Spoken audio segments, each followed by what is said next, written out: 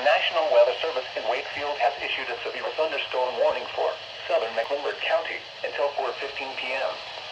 At 3:36 p.m., a severe thunderstorm was located near Scottsburg or near South Boston, moving southeast at 35 miles per hour. Hazard 60 miles per hour wind gusts and quarter-sized hail. Source: radar indicated. Impact: minor damage to vehicles is possible.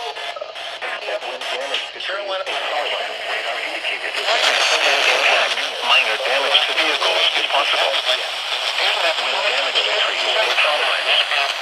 A severe thunderstorm will be near Buffalo Springs around 3:55 p.m. Clarksville around 4:05 p.m. Other locations impacted by the severe thunderstorm include Nelson, Richardson, Beechwood, Keith, Buffalo Junction, John H. Carr Dam, Finchley, Epperson, John H. Carr Reservoir, and Skipwith.